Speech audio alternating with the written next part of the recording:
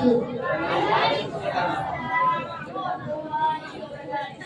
نحمده ونصلي على رسوله الكريم أما بعد فأعوذ بالله من الشيطان الرجيم بسم الله الرحمن الرحيم إنك لعلى خلق عظيم صدق الله العظيم قال النبي صلى الله عليه وسلم إنما المؤمنين إخوة أو كما قال عليه الصلاة والسلام